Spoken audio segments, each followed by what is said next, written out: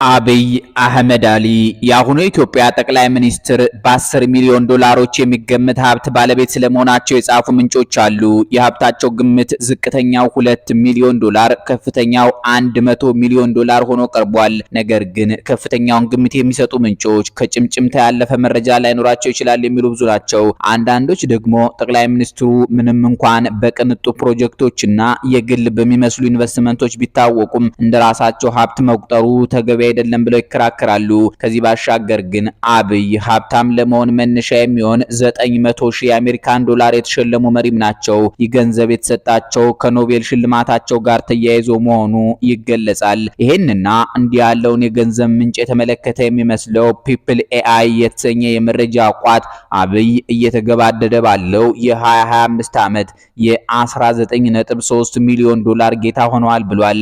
ሲኒኔት ወርዝ የተሰኘው ተቋም በአንጻሩም የጠቅላዩን ሀብት ወደ 50 ሚሊዮን የአሜሪካን ዶላር አድርጎ ገምቶታል። የጠቅላይ ሚኒስትር አብይ አህመድን ሀብት 100 ሚሊዮን የአሜሪካን ዶላር ደርሷል ሲል የገለጸው ደግሞ ሙን ቺልድረን ፊልምስ የተባለ ተቋም ነው።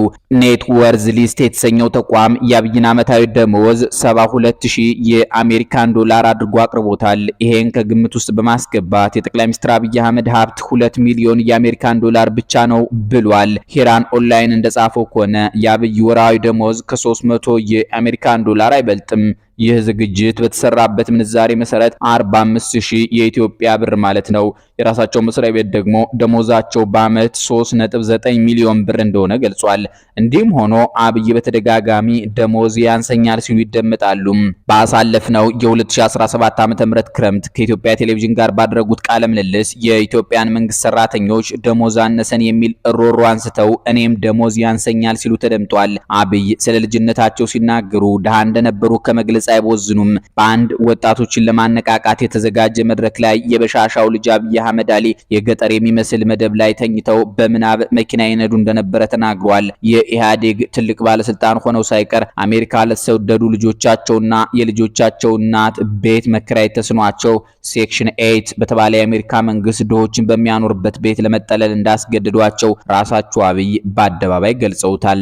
ዛሬ የአብይ ሀብት በ10 ሚሊዮን ዶላሮች የሚቆጠር ሆኖ ኢትዮጵያን እየመሩ ነው። ኃይለ ማርያም ደሳለኝ ቦሼ ሀብታም አለባቸው ጉልጥምት ኢትዮጵያ በሚሰኘው መጽሐፋቸው የኃይለ ማርያም ደሳለኝን ባለስልጣናት ሲገልጿቸው ጥቁር ጠጉራቸው በቅባት የራሰ በሙቀት ውስጥ በክረባት የታነቁ የፊት ቆዳቸው በምቾት የሚያብረቀርቅ ንግግር እንደ ነፍሳቸው የሚወዱ እልም ያሉ ኮስሞ ጄኔሬሽኖች ትቢያ የማይነካቸው ገንዘብ ይወዳል ተብሎ የሚታማው ትውልድ አባላት አድርገው ነው። የኃይለ ማርያም ደሳለኝ የአገር መሪነት ጊዜም ብዙ የስኳር ፕሮጀክቶች የማዳበሪያ ፋብሪካ፣ ታላቅ የህዳሴ ግድብ ወዘተ ታቅዶበት አብዛኛው ፕሮጀክት የሌቦች ሲሳይ የሆነበት ነው። ነገር ግን በሳቸው የአገር መሪነት ጊዜ ኢትዮጵያ የሌቦች አደባባይ ብትመስልም ራሳቸው ኃይለ ማርያም ደሳለኝ ግን በግል ሙስና ታምተው አያውቁም። ያም ሆኖ ግን ኃይለ ማርያም ደሳለኝ ቦሼ ከ2 እስከ 4 ሚሊዮን የአሜሪካን ዶላር የሚገመት ሀብት እንዳላቸው ተጽፏል። የቀድሞው ጠቅላይ ሚኒስትር ከአገር መሪነታቸው በኋላ የተሰማሩባቸው ዘርፎች ከቀጥታ ንግድ ተቋምነት ይልቅ ወደ እርዳታ ድርጅትነት ያደላሉ። ኃይለ ማርያም ደሳለኝ ልክ ጠቅላይ ሚኒስትርነታቸውን ለአብይ ከሰጡ በኋላ የመሰረቱት ተቋም ኃይለ ማርያም እና ሮማን ፋውንዴሽን ይባላል። አትራፊ ያልሆነ ድርጅት ነው። አዲስ ፎርቹን እንደጻፈው ከሆነ ደግሞ በ2024 የፈረንጆች ዓመት ኃይለ ማርያም ደሳለኝ የትሬድማርክ አፍሪካ ሊቀመንበር ሆነው ነበር። ከዚህ ተቋም የረባ ሳንቲም ሊያገኙ ይችላሉ። አግራ ለተባለ የአረንጓዴ ልማት ላይ የሚሰራ ድርጅትም የቦርድ አመራር ሆነው አገልግሏል።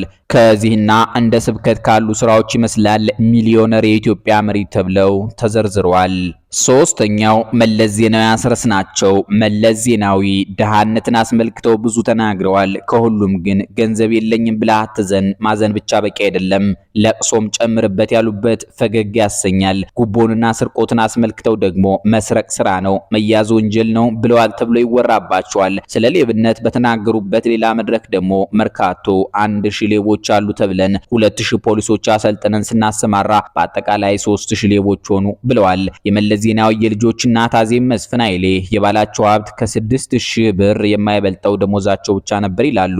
አንድ የመለስ አጃቢ ደግሞ ስለ አለቃው ሲናገር በኪሳቸው ብር ይዘው አይቷቸው እንደማያውቅ መስክሯል። ሌሎች ምንጮች ግን የመለስ ዜናዊ ሀብት በአጠቃላይ እስከ 3 ቢሊዮን የአሜሪካን ዶላር ይደርሳል ብለው ያሟቸዋል። የሀብትም እንደ ኤፈርት ካለ የዋት የልማት ድርጅት ጋር የተያያዘ ስለመሆኑ ተጽፏል። ከዚህ በተጨማሪ በሰማይ አልመለስ ስም እስከ 5 ቢሊዮን ዶላር ባንክ ውስጥ አስቀምጠው ነበር ተብሏል። በዚህም የተነሳ መለስ ዜናዊ አስረስ ከሀብታም የኢትዮጵያ መሪዎች ዝርዝር ውስጥ ተካቷል። መንግስቱ ኃይለማርያም ወልዴ አራተኛው በዚህ የሀብታም የኢትዮጵያ መሪዎች ዝርዝር ውስጥ የተቀመጡ ናቸው። በሳምንት 3 ጊዜ ጂም እየሄድኩ ኤክሰርሳይዝ አድርግ ነበር። ጂሙ ዋጋው በዛብኝና ተውኩት። ሰራበት የነበረው ጂም ከስፖርቱ በተጨማሪ ሳውናና ሌሎች አገልግሎቶች ነበረው። አሁን ጂሙ ጋር ሄጄ መስራቱን ትቼ የስፖርት መሳሪያውን ቤት ገዝቼ ነው መንቀሳቀሰው። እንደሚሉት ሰው ኢትዮጵያ ለ17 ዓመታት ብድግ ቁጭ አድርገው የገዟት ኮሎኔል መንግስቱ ኃይለማርያም ናቸው። በዚምባብዌ ሐራሬ የጂሙ ዋጋ ተወደደብኝ ብለው የአካል ብቃት እንቅስቃሴ እንደተው የነገሩት ላሳደጉት የህፃናት አምባ ልጃቸው ይታገሱ ጌትነት ነው። እሳቸው እንዲህ ቢሉም ሌሎች ምንጮች ግን መንጌ ከ100,000 እስከ 1 ሚሊዮን ዶላር የሚገመት ሀብት ባለቤት ናቸው ይሏቸዋል። ኔት ወርዝ ሊስት የተባለ ድረገጽ እንዲያውም የመንግስቱ ኃይለማርያምን ሀብት እስከ 7 ሚሊዮን ዶላር አድርጎ ይገልጸዋል። እናም ይህ ሁሉ ገንዘብ እንደተባለው በኮሎኔል መንግስቱ ኃይለማርያም እጅ ካለ የጂም የምከፍለው አጥቻ አቋረጥኩት ባሉበት ንግግራቸው እንደተለመደው ዋሽተዋል። አምስተኛውና በመጨረሻ ያስቀመጥናቸው ቀዳማዊ አፄ ኃይለ ሥላሴ ናቸው። አብይንና ከሳቸው ቀድሞ የነበሩ የኢትዮጵያ መሪዎችን በመሪነት ቅደም ተከተላቸው ለአሁኑ ትውልድ ስለሚቀርቡ አስቀድመን የሀብታቸውን መጠንና ምንጩን ተመልክተናል። በኢትዮጵያ መሪዎች ታሪክ ግን ቀዳማዊ አፄ ኃይለ ሥላሴን በሀብት የሚበልጥ ያለ አይመስልም። በገንዘብ የማይለካው መሬታቸው ባለበት ተቀምጦ በገንዘብ የሚሰፈረው ሀብታቸው ሲደመር ግን እስከ 3 ትሪሊዮን የኢትዮጵያ ብር ጌታ እንደነበሩ ይነገራል። አብዛኛው ሀብታቸው በአብያተ መንግስታቱ በመሬታቸው የሚወደን የምንወደው በሚሉት ህዝባቸው ውስጥም የተከማቸ ነበር። በ1967 ዓ.ም ከስልጣናቸው ከተወገዱ በኋላ ደርጉ በንጉሱ ስም የተመዘገቡ ሆቴሎችን፣ መሬትና ሌሎችንም ሀብቶች የመንግስት አድርጎ ወርሶባቸዋል። ደርግ ሀብታቸውን ሁሉ ወርሶም ሌላ በርካታ ጥሬ ገንዘብ በስዊዝ ባንኮች ውስጥ ደብቀዋል ብሎ ይጠረጥራቸው ነበር። በጊዜው እንደ ደበላ ዲንሳ ያሉ የደርግ ባለስልጣናት ንጉሱን በስዊዝ ባንኮች የደበቁትን ገንዘብ ለተራበው የኢትዮጵያ ህዝብ እንዲያካፍሉ ሲጠይቋቸው ቀዳማዊ ኃይለሥላሴ የሰጧቸው መልስ አስገራሚ ነበር።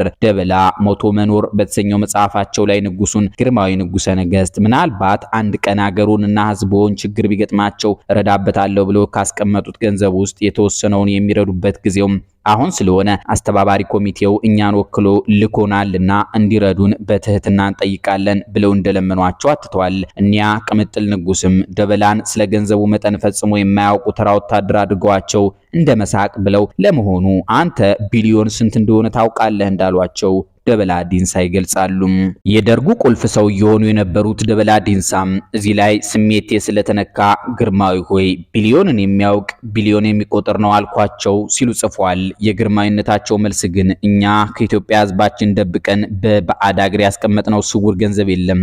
ገንዘብ ቢኖረንም እንደ ማንኛውም የኢትዮጵያ ህዝብ ለልጆቻችን አውርሰናል። ይህንኑ ለላካቸው አስተባባሪ ኮሚቴ ንገሩ የሚል እንደነበረ ደበላ ዲንሳ ያስታውሳሉ። በዘመኑ የወጡ መረጃዎች ግን ንጉሱ ከ4 እስከ 5 ሚሊዮን ፓውንድ በሎንዶን ባንኮች አስቀምጠው እንደነበር አትተዋል። 1.5 ሚሊዮን ፓውንድ የሚያወጣ ወርቅም ደብቀው ነበር። ቀዳማዊ አፄ ኃይለ ሥላሴ የቅንጡና ውድ መኪኖች ጌታም ነበሩ። ፓቴክ ፍሊፔ የተባለ $1 ሚሊዮን የሚያወጣ የእጅ ሰዓትም ነበራቸው።